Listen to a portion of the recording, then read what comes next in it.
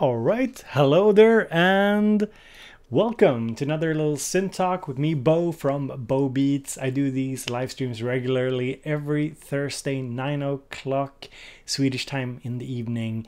That's 9 p.m. CET. That's 3 o'clock in New York, 12 o'clock in LA, and the rest of the world just have to Google that stuff. So hello everybody, welcome to another the live chat, and today we are going to do a bit of a Q&A. I think that's basically what we're going to do, and I might show you some new cool stuff that could come into the studio as well, some stuff that's up for review. But today will be a little bit of a shorter stream. I will answer a lot of questions. We'll just hang out. I got my water ready here. Because last time, if you were here on the last live stream, it was so warm. It was insanely warm here in the studio because I had the lamps on, and it's very warm in Sweden at the moment. Kind of switched from that kind of spring, semi-warm, cold weather, to super hot, like high summer weather. So yeah, hopefully today we'll be staying hydrated. The water, no funny business, no coffee here. So basically a little Q&A for you who is sitting with some fun synth questions. So let's see here, who is here? I see Matthew, Ganja is here, Ed Daly and Retrodrome, Doug B, Car Hengst is here as well, Synth Seeker, Local Technique, Lee Huddleston, J Rod, what's up J Rod? Chris Mout is here as well. He says, tuning in from the train out of London. Well, that's great, Chris. Thank you for sticking or coming by, even though you're on train. That's awesome. Ink Blue, X-Ray. We got our first good question here. Do you think the Prophet X is worth the price? Yeah, I think it's worth the price. Do I think you should pay the price? Probably not. I think it's a select few for whom it's worth the price. That's for sure. Wilderness Music says hello from California. G Beats is here as well. Good seeing everybody. Justin is here as well. Warm, it's 100 degrees in Arizona. So I don't know what 100 degrees is in Celsius. Celsius, the measuring system that makes sense. But yeah, we have, I don't know, it's like 30 degrees Celsius or something here. I'm not sure. Jurg is here as well. Mr. Basic, Rico, JJ, Mr. Bumble Snuff. Okay, a top question. Do you like synthesizers? No, it's for nerds. Simon is here as well. Hayes, good seeing you. Yeah, I think it was Xisora is here as well. Okay, best first question from Xisora. Did you blow up your Eurorack the other day once you turned it on? You seemed worried. Yeah, because if some of you didn't catch the last live stream, I basically live streamed me putting together like the most boring thing ever, 2 hours of me doing Eurorack Tetris. And of course I checked and double checked all the connections because it's the first time I've been putting it all together, and it didn't blow up. I actually posted on my Instagram. The Instagram links are in the description, and you can see it on the screen. And I actually managed to make some odd sounds from it. Tyler is here as well. Mike Smith, Gremlon, good seeing you as well. William, good seeing you here as well. Today is just a little kind of hangout, talking a bit. Might do a little Discord hangout for patrons as well further down the line. So on the live streams, if you don't know, I do different things. I'll be sort of changing it up every time. So we'll have the talking streams, just hanging out, talking about something. The news streams, the interviews, live music making. I think I've done 2 streams of that. Some live reviews, first tests and whatnot. I did consider doing something with, I got the Machina hooked up over here, but I didn't really have the time. This is my busiest work week so far this semester, basically, because it's almost like the last or second last week of the semester. So I have a lot of student essays to assess, basically. So that's what I'm doing. So yeah, about the Eurorack, we can check it out. We can see what it ended up like. So let me see here. Where's the camera? let's move over to this camera. So I'm sort of scooching the mic over a little bit. Hopefully I don't manage to break something. Here you can see the mess. So the other day I took my U-Rack outside. There's some images of that on Facebook and on Instagram. And this is what the U-Rack turned out.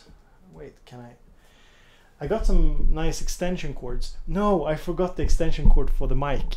That's funny. But yeah, this is what the U-Rack turned out like. So this is, I'm definitely going to do some videos on live stream where I show you kind of how I use it. But this is what it looks like. So for now, I got the Mother 32 in here now as well. Yeah, the drum modules, the effects units here, some more effects units here, the Rampage, yeah. So basically I had to turn it, as you can see here is the power brick, power on the power brick, but the power for the units, and here's the other ones. I had to turn it around basically. So this is what it looks like, and yes, it works. It works. And on our way back, we can have a look here. Here's something that is coming up later as well. I'm going to check these out from Rackets. These are, see here, small, this is like a small drum synth, bass synth from Rackets. It's a DIY thingy. Yeah, got some of those over here. I didn't build them myself. Don't think I've gone like look mom, no computer, no DIY stuff for me. And there's the little baby. It's a little sequencer as well. It's a little baby sequencer. It's an 8-step. I know I wrote 16 steps somewhere on Facebook, but it's an 8-step sequencer. Pretty cool. It has CV, so you can use it with U-Rack. And here's a little mixer. I think it's just a 4-channel mixer. Or it's 5-channel? Ah, yeah, it's a left and right. There's a 1 stereo, right? I haven't looked at the specs, but it's pretty handy. So yeah, that's something that's coming up. I'm going to do some kind of video, something similar with that I did with the Gecko Loop synth, I think. So yeah. Let's scooch over. Yeah, let's see here. Let me just scooch the mic over again. Something like this. The machines has taken over. Yeah, such a... Sebastian says, "Hey Bo, Rackets are super easy and straightforward. A good DIY starting point, actually." Yeah. I've actually promised the DIY. I got a couple of DIY thingies, packages, and I've already promised them to somebody else. But yeah, they look very, I mean, they don't look very difficult at all. Yeah, kind of similar, not that different from the mini jams. I mean, but they're a little bit more well built, J-Rod, than the mini jams. I think the mini jams has kind of a flimsy feel to them. These feels more. The Rackets do feel more sturdy, and the CV integration is really cool because you can use it with your U-Rack for sure. Luke Cage, good seeing you, mate.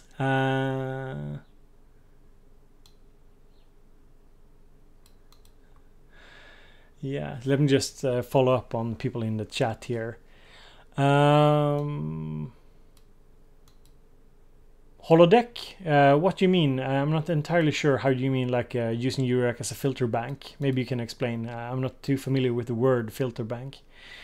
So that was the U-Rack. It's working. I'll definitely do something more with it. It's just been so crazy. Like the workload this week has been insane. So yeah.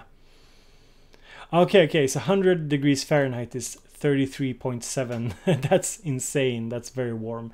But in here, I think after the last live stream where we built the U-Rack and had my lamps, it was around 100 degrees Fahrenheit in here for sure. So let's see here.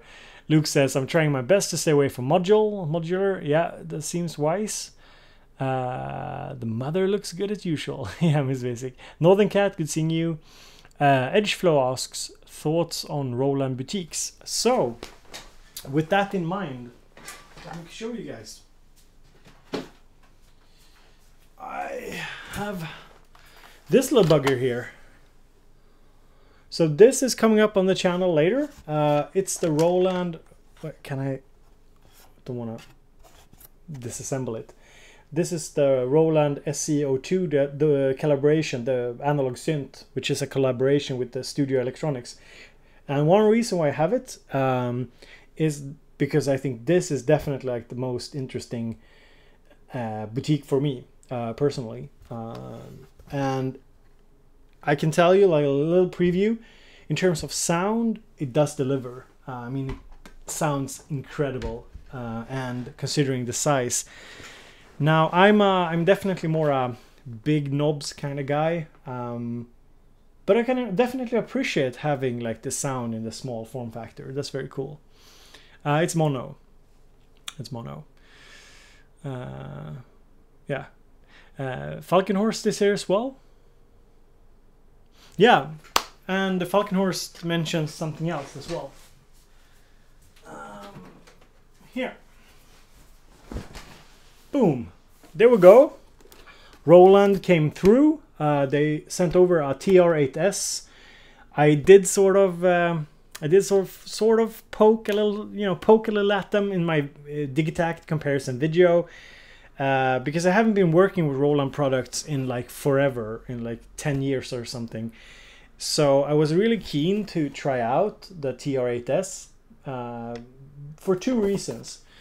So the first reason why I wanted to try out the TR-8S was because I've been a fan of the TR-8, but it was kind of old when I got into YouTube games, so I didn't really feel like I wanted to review it.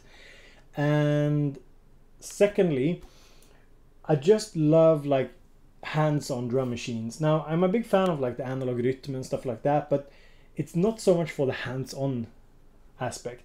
So like the drum brute, for example, I dig because it's so like, it's just something with percussions and the more controls you have at your hand, like at your fingertips. So my idea with this one is to, my idea what I want to do with it is I want to try and see, load some interesting samples and see kind of if I can push it, if I can make some interesting beats, almost like full songs on it. It does seem very capable. It has definitely a lot of functions under the hood, which are not super accessible. And there are of course some drawbacks with this sort of design that they've opted for with a very small display. But yeah, it's supposed to be hands-on drum machine, sample player. And I've played with it a little bit. I didn't feel comfortable enough demoing it for you guys today. I do want to put in some more hours into it before I start to demo it. It's one of those tools, I think, if you just spent a little time with it, it doesn't really shine. You really need to work a little bit more with it, understand it, so yeah, I want to spend some more time with it, and I will definitely do some videos on it for sure.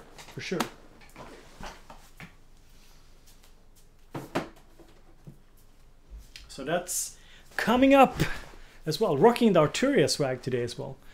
Representing. So let's see here. Let me just scroll up.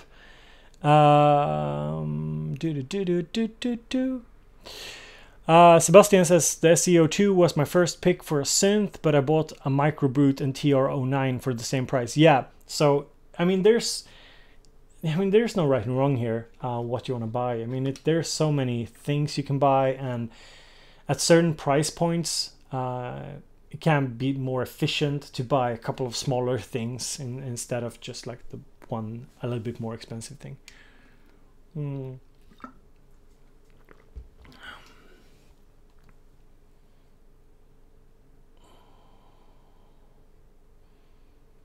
Mr. Basic says, Bo can beats more now. I can do some more beats for sure. I was working on some beats here as well on the Machina. I hope to do more Machina stuff as well in the future. I just haven't figured out the format.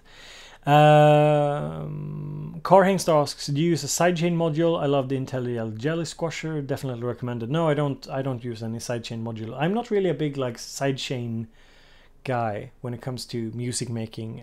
I just never got onto that train, and I feel kind of late to the party. For sure. William Lemoyne says TR8S. Woohoo! Yeah, it's cool. It's very cool. Yeah, like Falkenhorst says, Roland sells the TR8S mainly as a performance instrument, and I agree. Like that's where I sort of put it in terms of like if I want to categorize it. Like the analog rhythm, for example, is an incredibly powerful sound shaping tool. You can use it live and everything, but for the money you're paying, you really need to use it a lot. Otherwise, it's probably not worth it. I mean, you really have to use all the functions on it. And if you just want something live, there's the drum boot TR8S. If you're wondering, my daughter, she just woke up for some reason, but mother is there for her, so don't you worry. Let's see here.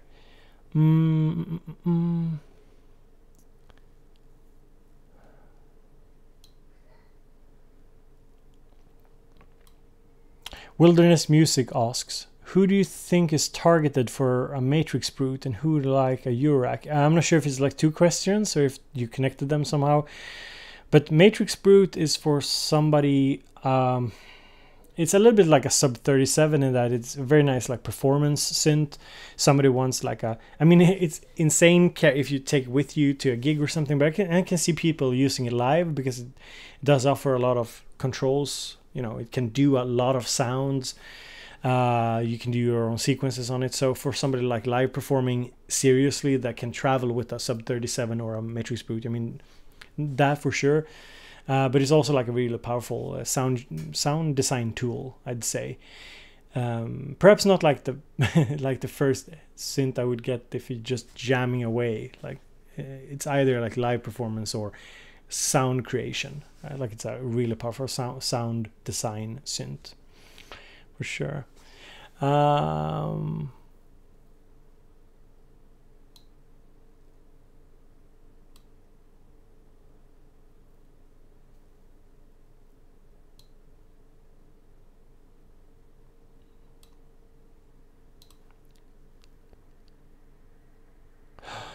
Holodeck says, sold my Digitac today and got an Akai MPC Live.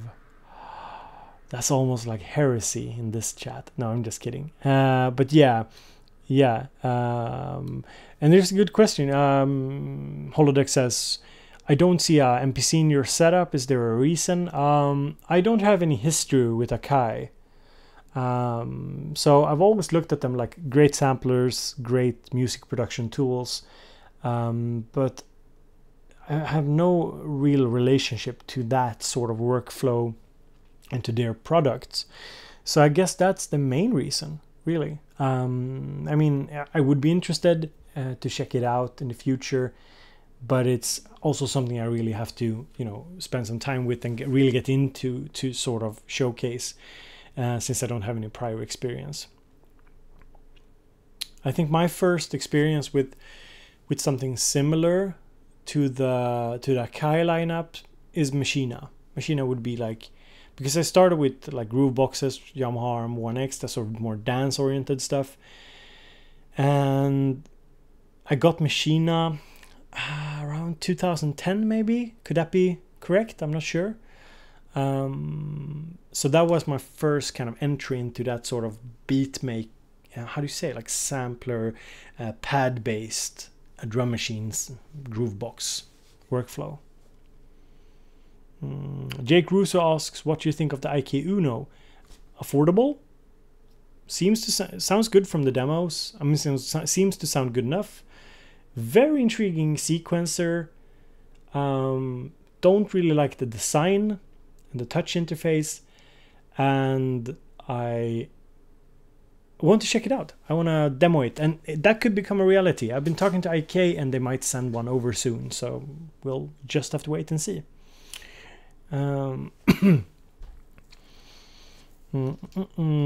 Just gonna scroll up a little bit, see if there's any interesting questions that I missed.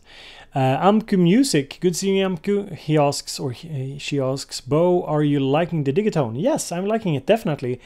I'm still getting used to the FM engine. I'm not a big FM synth guy, you know. I've barely I wouldn't say mastered. I kind of started to scratch the surface of subtractive synthesis, and now I am interested in learning more about FM for sure. But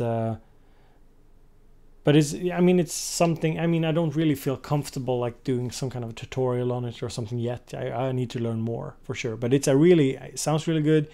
I love the workflow. I use it. It's sitting over there. I used it together with the Digitact. Basically, I think they form like a really nice combo for sure. For sure.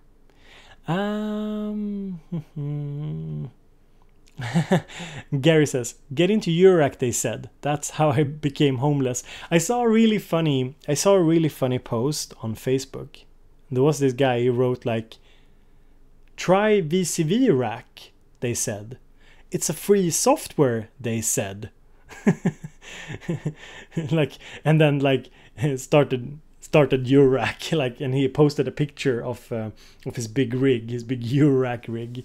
I thought it was so funny. I think I'll make like a video. I think I'll steal that. That was a really good and funny little title. Like, try VCV Rack, they said, because it was that was it for me. Like I started using VCV Rack. I did 1 or 2 videos on it, and then I I ended up like, oh, Eurorack, yes please. And now I'm sort of lost with it. In it. Let's see here. Alex, good colors. Good seeing you, mate. Holodeck says, would love to see an MPC live or X in your studio. Yeah, Akai, hook me up, you know. It's cool. I'll be like the X would be very interesting because I have the CV connectivity for sure.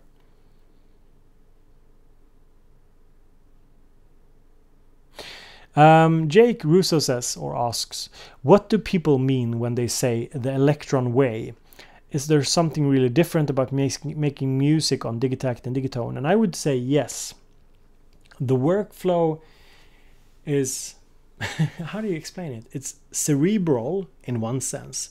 There's so much possibilities with every single step in the step sequencer. Like it's not comparable to anything in any other hardware. So every step can be something different. Lots of intricate changes can happen over just a few steps. So you have this very cerebral workflow where you have to get over this little first like bump in the road, and when you're over that and things start to flow from you, like you start to mesh with workflow, it's very different. Like I don't have anything here in the studio that has the same kind of workflow and the same sort of possibilities. Now, for a lot of things, you don't need that sort of depth that the electrons offer. But when you're really into it, and when it like, I don't know how to describe, but when it sort of meshes perfectly, like I did a couple of drum grooves on the rhythm a while back, and I'm working on sort of being able to demo stuff more in the live stream, but at the moment I'm sort of just disconnecting and connecting stuff all the time, so sometimes I don't have time to reconnect everything for a live stream. But I did like a drum groove on the analog rhythm, and just the way that you could make these per step changes was really integral to the whole sound, and I think there's something different there. You can do it on a computer, but I'd say it's quite different. Tyler says electron way equals clicky. That's for sure. It's very clicky, for sure.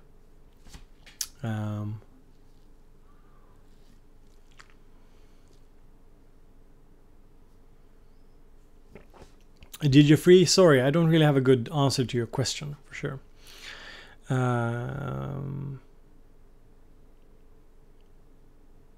Brian Rollins says, recently got a circuit and your old videos are proving quite helpful. Well, thank you.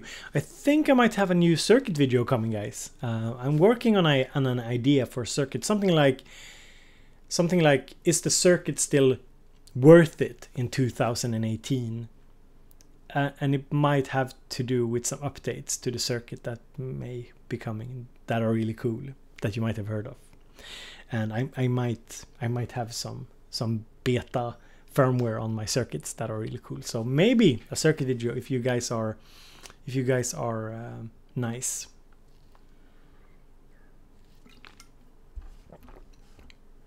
Yeah, so I have 2 circuits. Yeah, got 2 of them. And that's also a very interesting workflow. Like the circuit is also a very particular special workflow.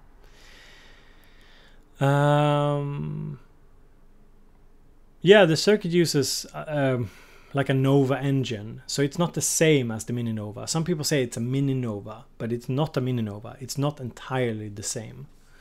They can't share. If it was exactly the same, they would be able to share patches and stuff like that. But no, it's not entirely the same. And I don't think they sound exactly the same either.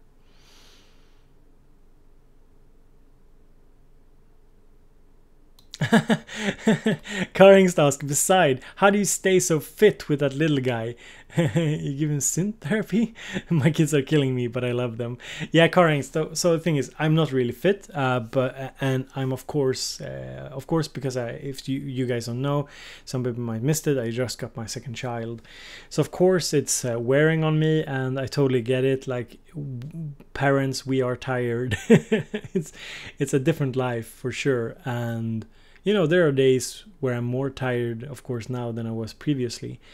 But I'm also, I'm in a blessed situation because I do work with YouTube about 50% of my time in my business. And I do university work. So I have a little bit more leeway that way. So it's a blessing and a curse because there's a lot of days where I wake up and of course I have to set my own schedule and I have to, deal with the family and get that sorted out. But I also need to get work done. So this week has been sort of a mishmash of me trying to take care of the family, doing university work, very busy this week, but also trying to get stuff done for you guys. So some weeks it's harder, but I also am very, very happy with the sort of possibility I have to be able to do creative work and also have a little bit more time to take care of myself. Not saying I'm good at it though. I'm working on it.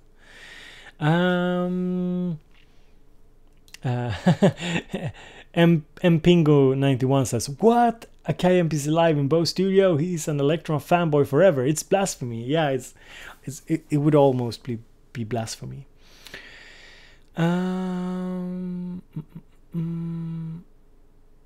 Matthew, the circuit doesn't have. It's not wavetable as in wavetable synthesis. I am not really good at explaining it. The oscillators in the Nova engine are based, I think, on some kind of wavetables, but it's not the same thing as wavetable synthesis. Did that make sense? Somebody in the chat might be able to answer this better. Let's see here. I'm just checking if I missed some funny questions. Nico says, are you working at the university? Yeah, I work about 50-60% at the university as a teacher. So I teach. So I guess in most countries I would be called a professor, I suppose. Let's see here. Hayes is solving the should I say sell X questions. You just need to ask how much dust is it currently on. So guys, I actually sold 2 synths. Can anybody, okay, let's have a look around. Can anybody guess which 2 synths I sold? Let's have a look around here. Which 2 synths did I sell? Which 2 synths did I sell? because of the reason that Hayes said earlier with the dust. They were definitely collecting too much dust.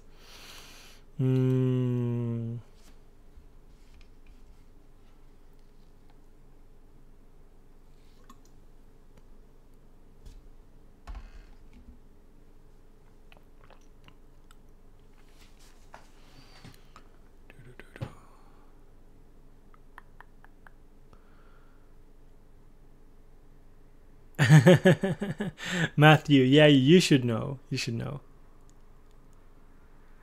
Okay, yeah, okay. We got some winners. Let's see here. Who said it first? RND says analog keys, and that's correct. I sold my analog keys. We'll get into the reasons. And we see here Ganja, I think, was first with AR MK1. Yes, I sold the analog keys and the AR MK1. Basically, because I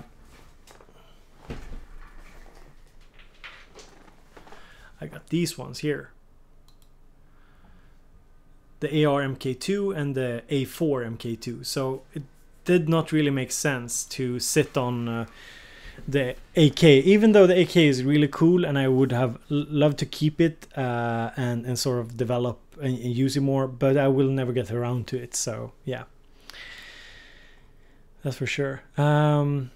So basically, because the A4, I mean, it's basically the same thing. It's just a different form factor, and I have a lack of space, as you can see in the studio.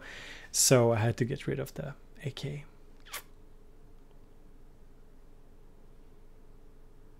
That's basically it. So let's see here. Oh, by the way, don't forget to hit the little thumbs up button if you enjoy being here. So I think I wanted to show you guys. I don't know if somebody saw it, but yeah, I just want to see if I can I show you this? Let's see. Let's see here. Some clickety clacketing. So if you missed this the other day, let's see here. I posted some pictures. So I was hanging out outside with my Eurorack, basically.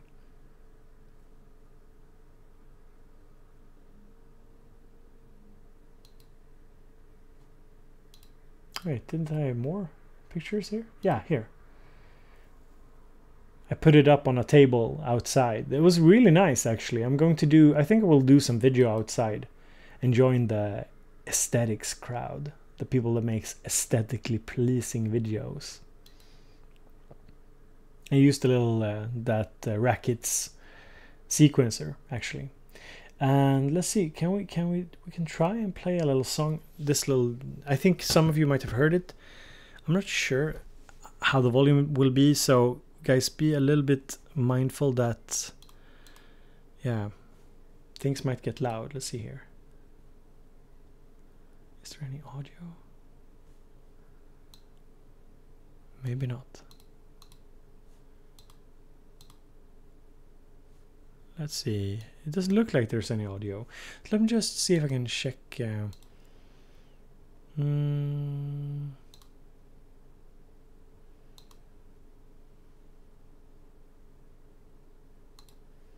Whoa, whoa, whoa, whoa, whoa. How loud was that? Did I kill somebody? Did I kill somebody with that? Let's see. Let's turn down the volume a bit here. It looked super loud at my end.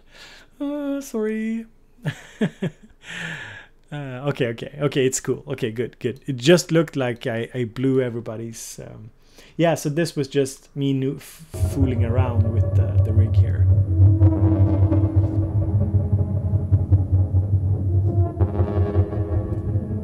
So as you can see, the trees are actually moving in the background.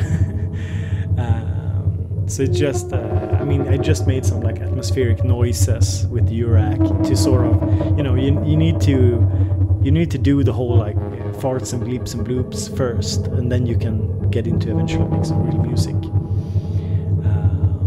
And as you can see, I'm using that little.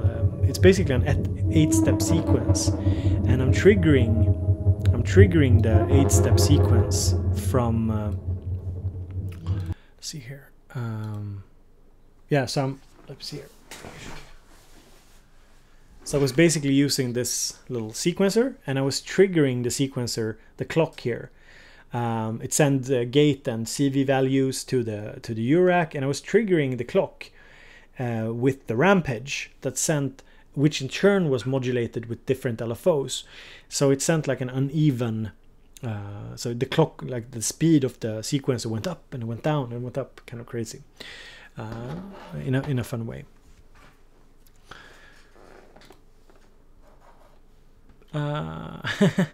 Were you having a modular barbecue? Yeah, that would be something. Cooking with Bob eats modular. So let's see here. What's also new? Sounds like the hull of Captain Bo's ship. Yeah, kind of creepy, and didn't mesh really well with the nice atmosphere. That's for sure. So let's see here. Thank you, Tyler. Good thing I didn't blow any eardrums or something like that. What else is new here? Oh yeah, I can tell you a little bit. Let me just see here if I can I manage to do this?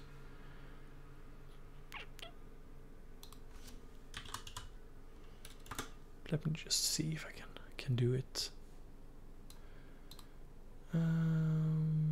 Just gonna.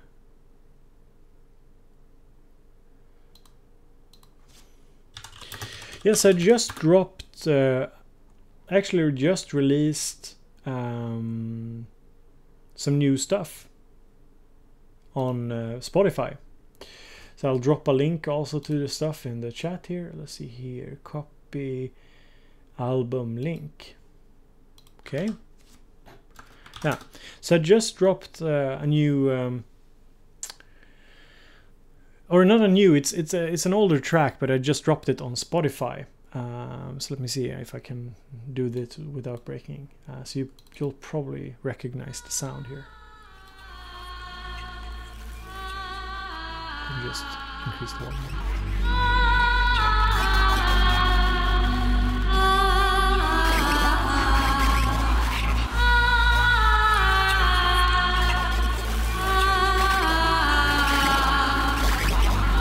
So this track here is called Broken Mood.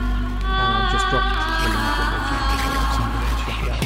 So I got three songs, two songs and one of the songs over on Spotify. It's also up on iTunes, so you can just search it on iTunes as well. So it's kind of fun. Definitely focusing a bit more on getting my music out there.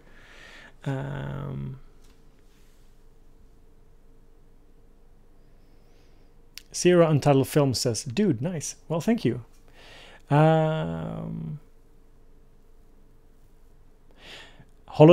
I honestly can't say. Like, product politics, old chips, low calc power. There are like two things that I try and stay away from. It's like build quality and like the technical innards of synths. I'm just not knowledgeable enough to say anything of value about that, for sure. And build quality, of course I can assess it from touching stuff, but the problem is I'm really bad with materials and I don't put my stuff through a lot of wear and tear, and I try and tell this to my audience so they know that, when if I say like, yeah, this one, great build quality, I often try and kind of say that, yeah, but I don't like go and bang it. I'm quite careful with my stuff, so I don't feel like I'm a really good person to value that, for sure. DigiFree, sorry. Yeah, it's hard for me. I can't really monitor how loud the volume is and so on. But yeah, the song I played you was Broken Knee from my new little mini single, A Chant for Tomorrow, which is up on Spotify as well. And I'm dropping some other stuff as well. ASMR with Bo. Yeah.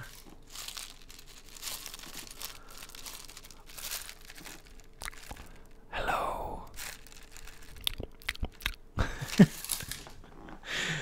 The ASMR joke is ASMR thing is never going to go out.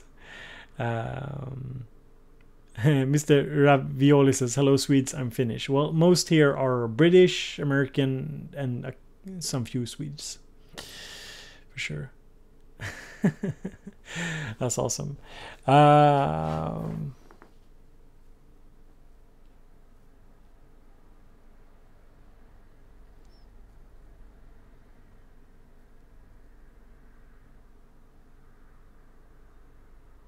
Ganja says, which module pairs well with which dish? Answers to these questions and more on Bob Eats. Like, yeah, today we're putting up an 8-step sequencer and we're serving it up with a little bit of a boutique synth with some gravy on top. For your hungry bellies. Something like that. Let's see if there's I feel like it's getting really warm in here as well. So if you have any other questions that I'd like me to address, just drop them in the chat. I'll try and answer as much as possible.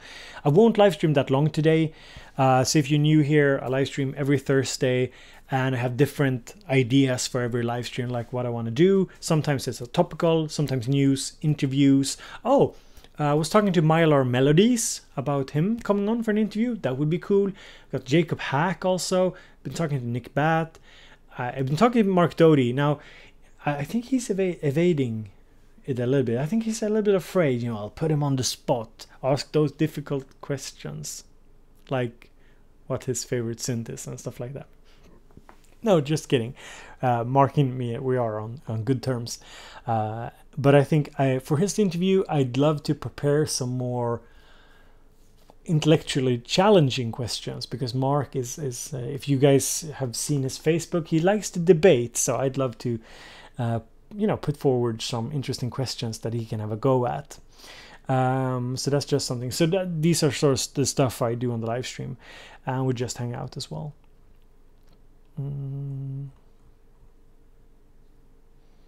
Oh, Jay Spirit says, hello, did you talk about grandma already? Yeah, so the Moog grandmother. It's been so, it feels like it's been so talked about already, and there's a bunch of great videos on it. Like the grandmother, I think you heard it here first. No, you didn't, but you heard it here at least. That I think will go down as a classic synth, for sure. It has this wonky design, color scheme, but Moog is just Moog, and they just make really good products. And I think with the sort of, it's definitely doing something different with that sort of analog modular signal path, and I think that's interesting for sure.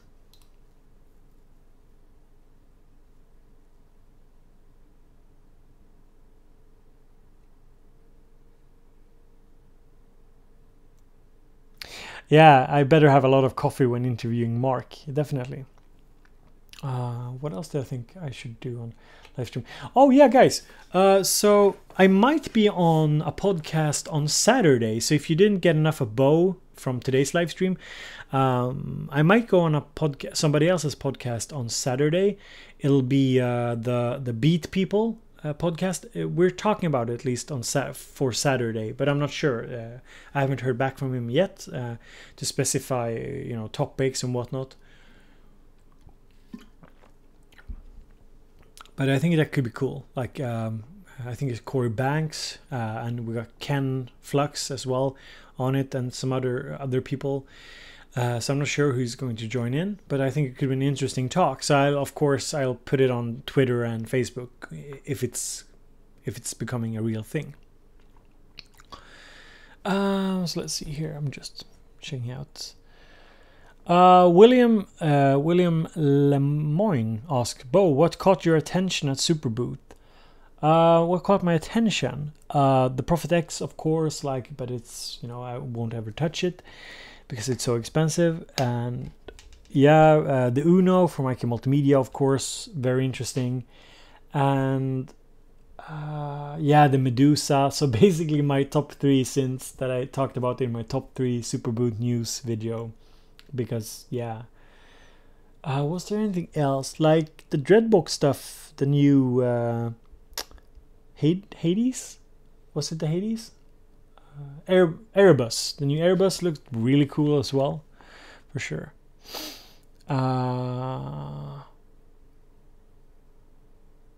Hayes Anderson says 8 steps because 4 just isn't enough. Yeah, like doing stuff with an 8-step sequencer, that can be demanding. Vadlife says more Matrix Brute content, please. Well, I want to do more Matrix Brute stuff. It's just a matter of like doing it, basically. Like I have the ideas, it's just not been on kind of a priority for me. Which synth would you... This is a cool question. Which synth would you buy now from your studio if it was your first synth? I would still buy the Minilogue, like if I just had to pick one. But seriously, and I'm not just saying this because it's something that I'm playing with right now. Seriously, I like this one as well, the SEO2. Now it's not a poly, it's a monophonic analog, but if you have been a long-term viewer, you'll know that I'm being consistent here.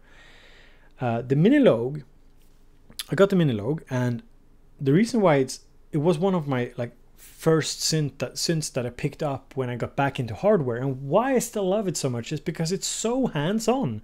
It's just so easy to learn stuff on.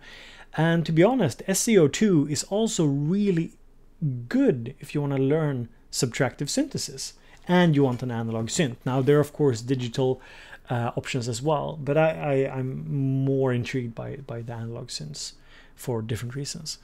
For sure. So the SEO2 would definitely be like also one of those interesting synths for a beginner to pick up if you want to learn and get into stuff, for sure.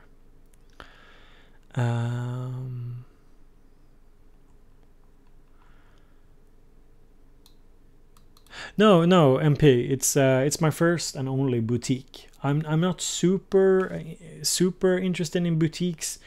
Because I really like larger knobs, but I'm slowly warming up to it, definitely, and it sounds really good, that's for sure. Like I hope to show it soon for you guys. I didn't want to demo it today because I'm not like, I don't feel like I'm on top of things, or sorry, I don't have like the best energy today, but it sounds really good.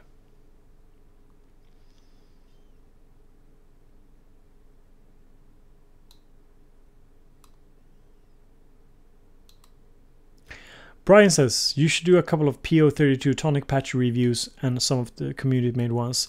Yeah, maybe, Brian, maybe. It feels a little niche, to be honest. Like I'm trying my best not to do too niche content because it takes a lot of time to, like I have a ton of ideas, but I have to be a little bit mindful where I put my energy, because I do want some kind of turnout in terms of views and in terms of engagement with my content. I don't just want to do like the odd small tutorials and reviews that nobody really watches. Like it's a very small niche audience, because it might still take the same time or double the time doing it. So I'm careful, but it's a good idea. It's a really cool thing, but it's probably not something I can focus on right now.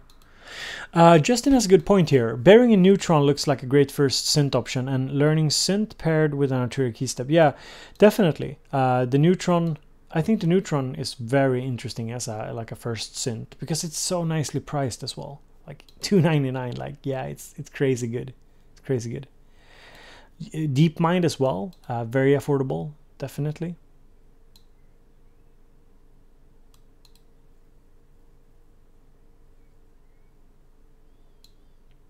Yeah, exactly, Vox. Like the DeepMind is great.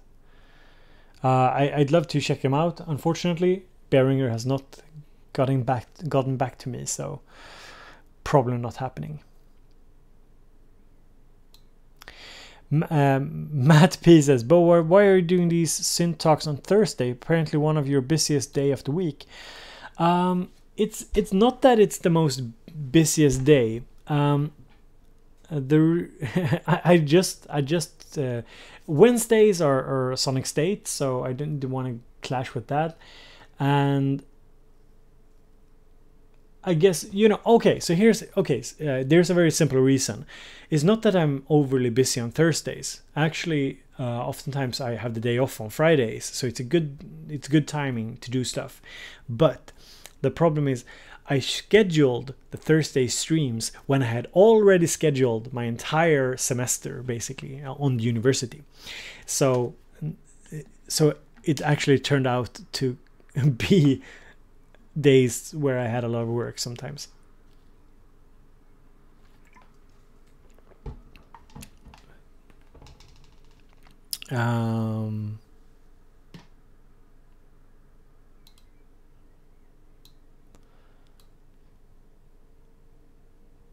Zero says, I love the hell out of niche stuff, like mini synths. That's why I started watching your vids, man. Your work is being appreciated. Thank you. So, like, there's a ton of, like, niche stuff. I mean, when I say niche, I don't mean, like, it's niche products. Niche products can be really fun. Like, that's why I reached out to Rackets and wanted them to send over some cool stuff, because I mean, these are super niche, but I can do some really fun videos. I guess like tutorials, but tutorials and some sort of certain reviews can be very niche. Like sample pack reviews, for example. Like I have a ton of people like every week people ask me, like, can you do a sample pack review of this and this? And the problem is that if I'm putting in the hours and really doing that sample pack review, chances are that most of my viewers won't really be that super interested. But if I do like a niche synth or something, that's a different story. For sure. Let's see here. Toby, I haven't heard anything about the Behringer Eurorack modules and the release dates. I mean, I'm not sure if they've confirmed that they are 100. Have they confirmed that they are 100% coming? Is that really confirmed? Can somebody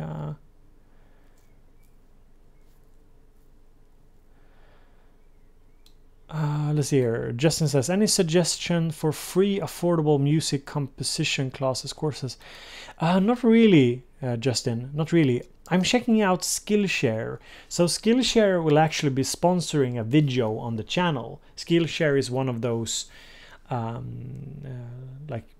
do you say, online schools, maybe video services, and but I can't. I'm still like looking through their content, but they seem good. So you can check out Skillshare and know that I'm saying this also because it's on the top of my head, because they are sponsoring a video. I'm not doing a video about Skillshare though. They're just sponsoring a video because they wanted to sponsor a video. But they seem nice. But there's others as well. What's the other one? Matt, you always talk about some other source. And Ask Audio or Mac Pro Video got a lot of videos as well, for sure. I haven't heard of Bo Teach yet. Yeah, exactly. Yeah, I need to do some more series for sure.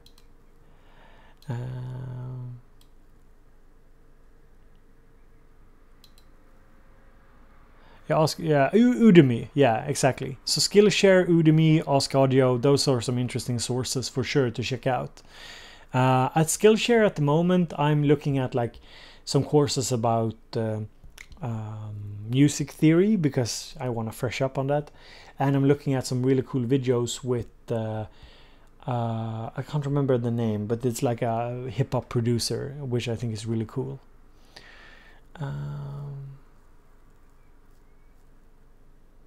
So that's pretty much it. So guys, just want to say that does somebody want to jump in to Discord?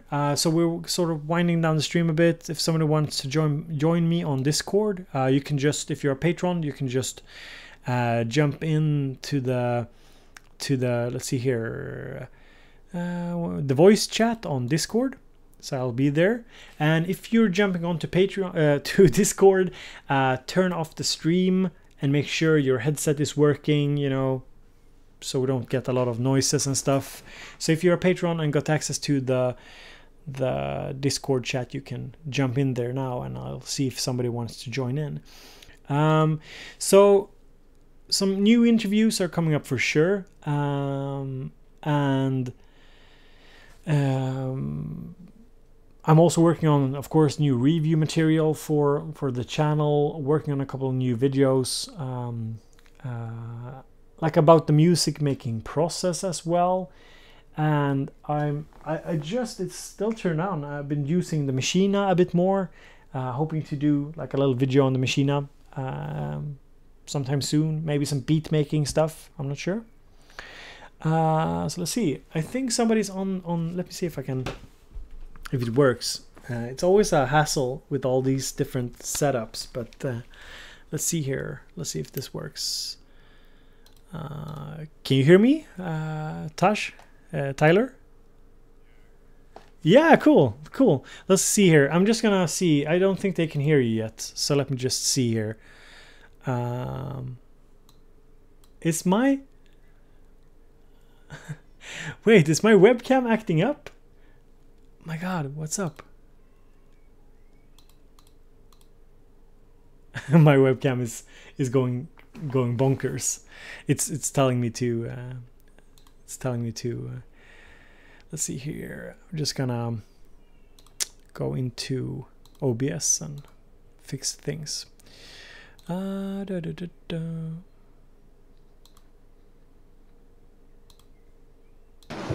All right, so now everybody can hear you, Tyler. So say hello to this chat. Hello, YouTube chat number 8. So what's up? Are you at work or? I am at work, but I have a fair amount of privacy right now. That's cool. That's cool. Webcam is overheating, says Northern Cat. Oh my God. Hello. Oh, hello, Matt. What's up? Oh, it's too hot for it. Okay, let me just. I'm gonna unplug the webcam for now. If it's overheating, let's not overheat it. I don't know. It looks a bit like your internet connection is acting up. Yeah. What do you think, Matt? What do you think it is?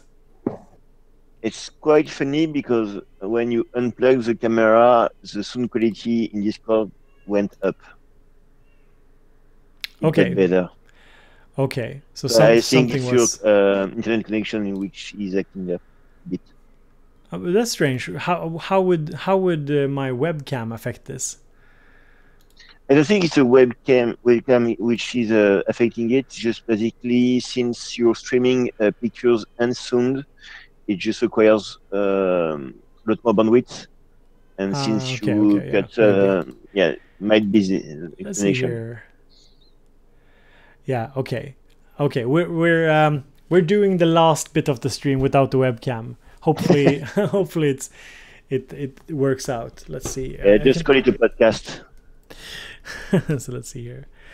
I'm not sure if I can I. Well, the only reason they listen to you, though, is so they can look at you. Yeah, of course. Yeah, my good looks. Like that's the only reason. Yeah, so if somebody doesn't know, it is very funny when you turn on the webcam again. It's like this frozen image. I love that. Like, hello. So for anybody watching who doesn't know who's here, Matthew is the French guy, and we have Tyler here as well. And I can see Brian has joined us as well. Yep. Hello. Hello, Brian. You've been on the Discord before, right, Brian? Yeah. Yep. It's rare I'm able to make the live chat, just due to work scheduling. But yeah, glad I got to catch this one. Yeah, cool. Yeah, it's kind of hard with the US because you're in the US. Yeah. Yeah. I am, yeah. West Coast. Yeah, I mean it gets kind of crazy when you consider like if I were to stream when you guys are definitely not working, that would be like 12 o'clock in the night. Yeah. No, this definitely makes sense. It's Yeah. fine. Yeah. What time is it where you are, Brian? Say that again? What time is it where you are? It is 1 o'clock. Okay. PM. That's all right. 1300. Yeah. Yeah, I'm in Seattle. Yeah. So it's the same. It's the same time zone as LA then. Correct. Yeah. Okay. Okay. Yeah. So usually when so if somebody's wondering, oh Tyler, what's up? Would you like me to tell you how? Yes. All right. Just want to make sure. So I won't be here. Yeah, you're not. It's the last. Tyler is at work, guys. It's funny. It's funny. Yeah, I think so. Yeah. Let's see here. So usually when I bring you guys on, I ask you the standard question. So Matt, how's your creative week been? How's it going? I've been doing some video editing stuff. Been learning to use DaVinci Resolve, the editing software I'm speaking a lot about. Okay. Just as long as you can tell me. Sorry? Yeah, it's Tosh. He's doing some business. I've been working with Resolve a bit, and I've been getting some new stuff with Reason, which basically mean I have the full set of rack extension I needed to do my stuff. Cool. So now I'm all set. I can really produce what I wanted to produce. So expect some release at last. Yeah. How's the video production going? As video production going, I got my softboxes, and now I have no light issues. So it's going very well too. Okay, yeah, you got the softboxes. That's cool. Yeah. Because I wanted to get a camera, an action cam, and basically, well, I just followed your advice, even before you gave it to me, about the fact that I just could use my smartphone. But my smartphone does really great pictures, but if there is a slightest diminishment in lightings, it goes to. It has a lot of electronic distortion. Yeah, because you have some kind of crappy Android, right? No, it's not. Actually, it's considered one of the best for pictures. Yeah. I mean, I get it. Yeah, exactly. Like best on Android, crappy. Yeah. Like, I see what you're trying to do there, but I'm not going to jump on that one. But yeah, the picture's really good, but when the light is perfect, and it's never is. So yeah, with the softbox, I solved my issue, and now I can do some very nice videos and pictures. Yeah, it's cool. That's really cool.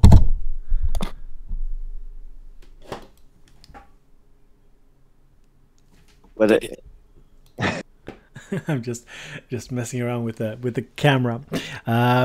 Yeah, it's cool. But I like that's I'm working on a video about doing like how to do interesting like Instagram videos with your music, because I think Instagram and Facebook is getting more important for musicians. Sure is. And I think my main advice would be like to stick with your smartphone.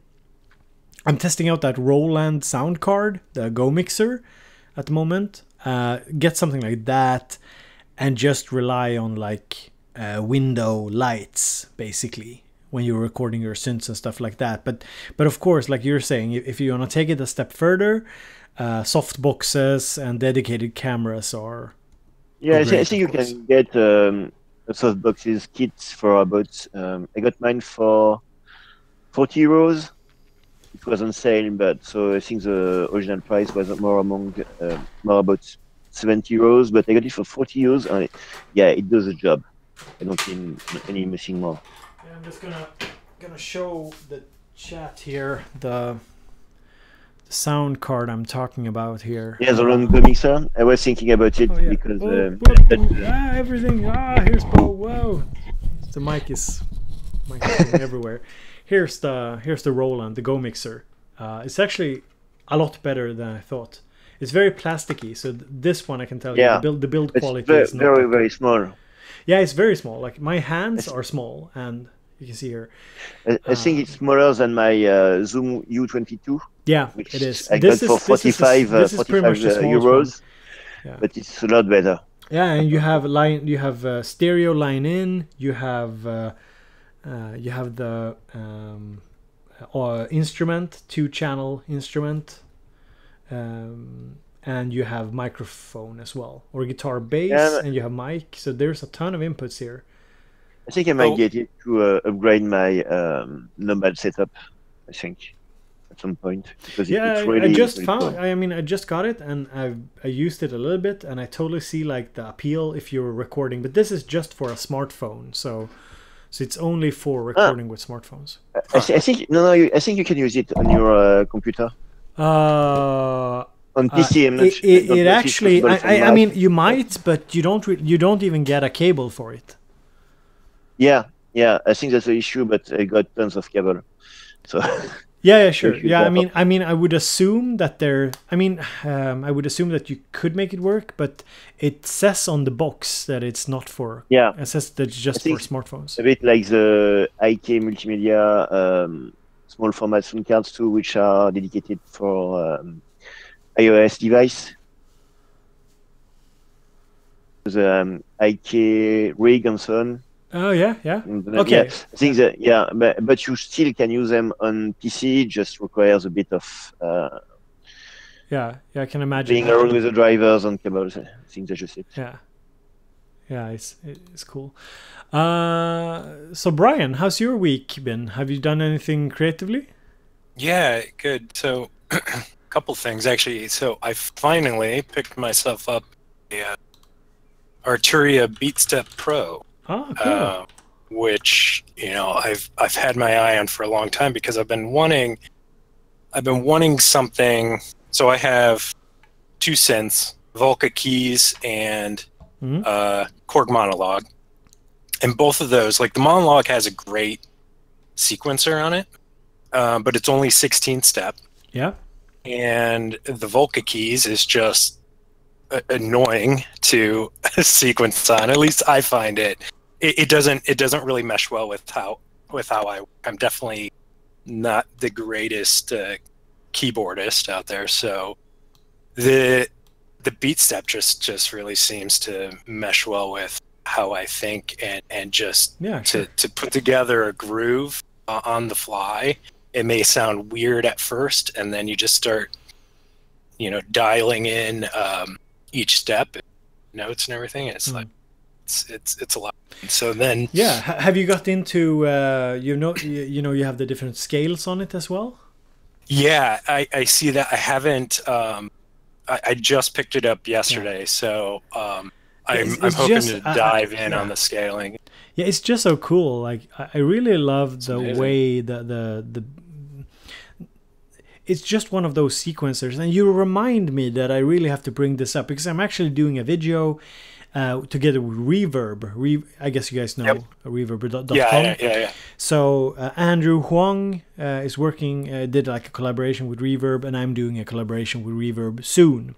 So we basically just finalized what it's going to be about, and it's going to be about it's going to be like a beginner series, how to make your like hardware synth setup. That's basically and in part 1 it's going to be a 3-part series, and in part 1 I'll be talking about like getting your first sequencer and how much and the BeatStep Pro is really like one of those that can make a lot of sense. It's crazy. Yeah, and then the cost the cost of it is so minimal compared to like what it can do, and especially like because eventually down the road, and especially once my budget can allow for it, I do want to get into Eurorack, and this thing, all the CV outputs on it is just going to be amazing. Exactly, like that's like the big upside. Yeah, sorry, Matt. What do you? Yeah, it want to was say? just funny because yesterday I was talking about hardware sequencers with a friend, and we basically ended up agreeing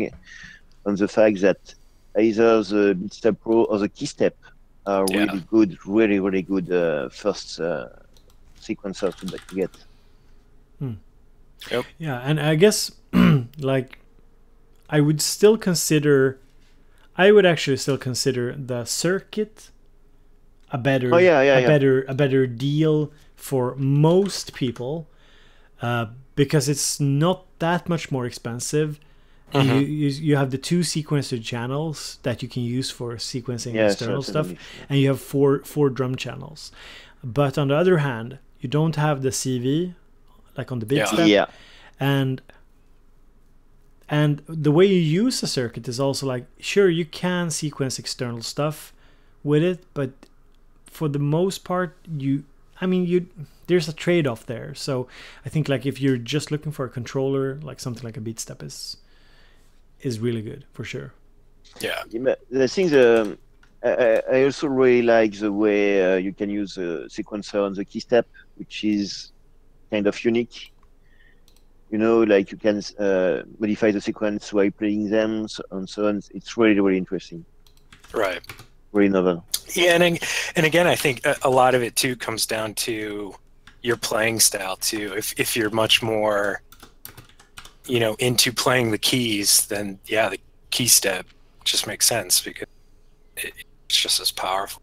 I think for me, just starting out in music, I think this BeatStep Pro is going to help me actually understand the theory too, especially working with the predefined scales and then seeing what notes actually work together and just kind of mentally understanding that. I think that's going to help me translate that better to an actual keyboard later on, Yeah. It's interesting. There's so many different sequencers out there, but I think Arturia is definitely nailing it with the way they're doing it. So, Bo, one side thing. So I joined the initial live stream a little towards the end, but I thought I heard you mention you were looking at Udemy for some music theory. No, course? Skillshare. Yeah. Okay. Yeah, exactly. Yeah, so it's just because I'm doing a sponsored thing with them. So they gave me access, and I was checking out some stuff, and there's some really good stuff there for sure. I mean, I guess there's good stuff on all these services. Mm-hmm. Otherwise, they wouldn't survive. So it's, So I was going to say, and I guess this would be good for anyone else listening, that Udemy has a course called Music Theory for Electronic Musicians, and they have the complete. There's 3 parts to it right now, and I signed up for that a few weeks back, and I've been going through, and it's awesome. It's exactly what I was looking for. It's cool. Exactly that. It's music theory, but it's specific to the way you make electronic music, and the instructor presents it in Ableton Live, which is nice for me because that's what I use, but it could really translate to anything. But all the theory and all the talk about chords and the scales and keys and all that stuff are explained, in the way of actually putting notes down in a sequence in a DAW. Yeah, so it's cool. It's just like $10 right now too.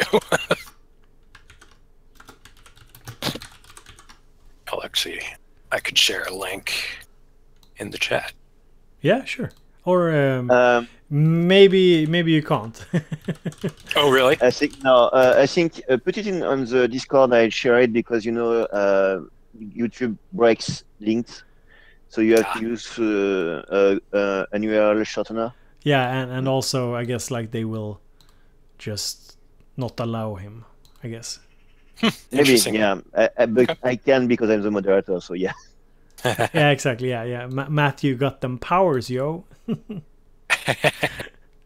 That's for sure.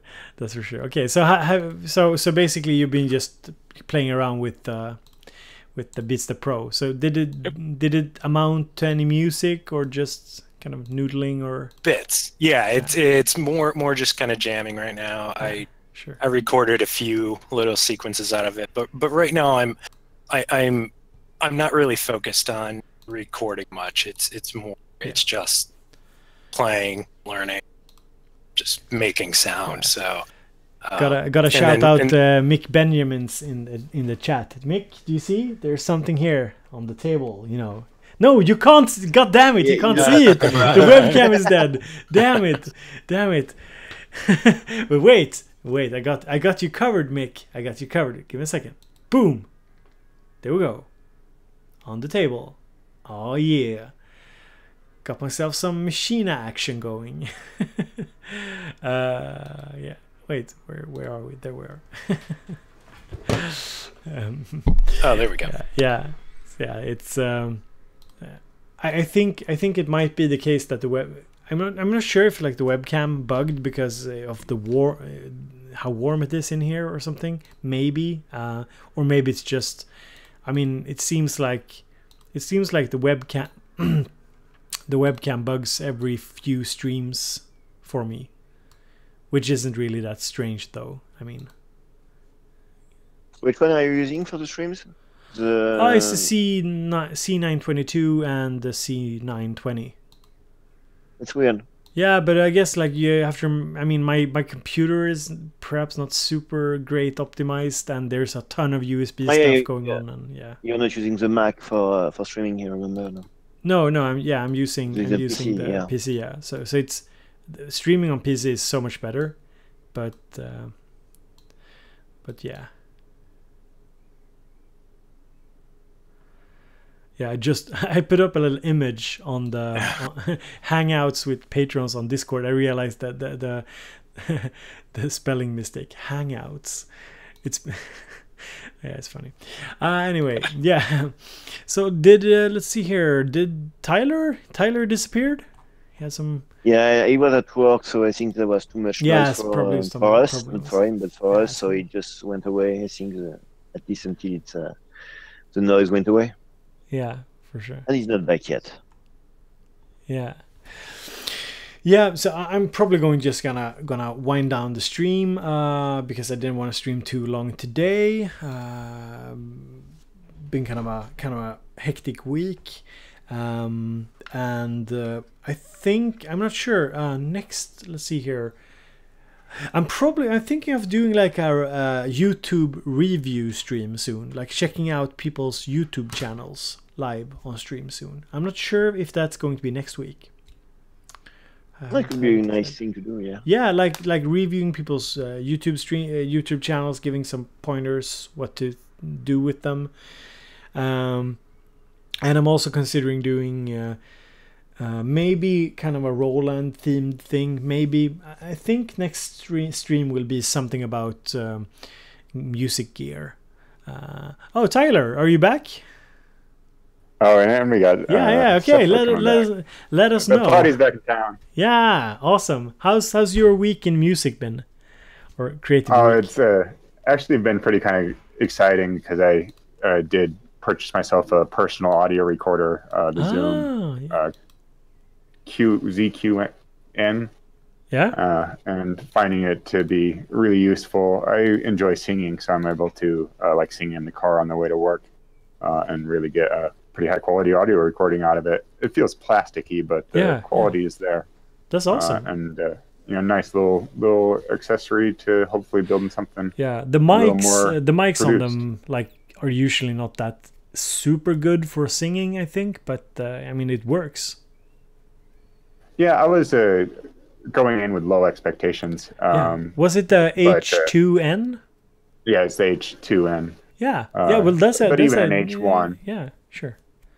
I had the H2 before.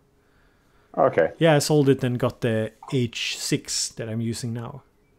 Oh, that's very nice. Yeah. I do have the H2N2, and for the price, it's really good. Maybe even too good sometimes. Tends to pick some background noise sometimes, which I didn't expect it to pick. Yeah. Yeah, I saw George was here as well, but he dropped out. Yeah. So you've been singing a bit, Tyler, with into the recorder. I would say that, yeah, singing's like the majority of what I've been doing with it, but I also plan on running the pocket operators into it and be able to have more permanent recordings of my jams that then will translate into tracks, hopefully. Get something going here. Yeah, it's all about that, getting stuff going, for sure. Yeah, I'm still kind of struggling with. I have the noisy electricity in my house, and I need to get some kind of, those Furman power conditioner thingies that some people praise them, some people say it's just snake oil or whatever it's called, or yeah, in my experience, it's quite random. Sometimes it works, sometimes it doesn't. Yeah, but at least you know if that's an issue or not.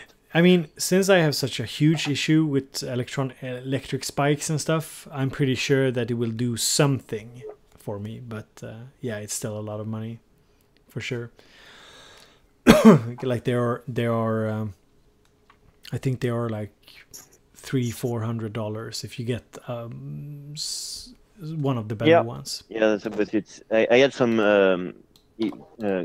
power surge issue too, and I basically fixed them by using 2 different wall plugs. Yeah. Yeah, I will. So I was just saying, so I'm probably going to wind down the stream now, guys, but thank you for jumping in here on the Discord, and we'll definitely do it again soon. I just want to tell everybody out there that's still listening, it's a really rewarding thing to patronize Bo here, so get over to patreon.com and throw a few bucks his way, and you get amazing access to him personally and the other people that we're forming a merry band of thieves. Yeah, exactly. Yeah, thank you, Tyler.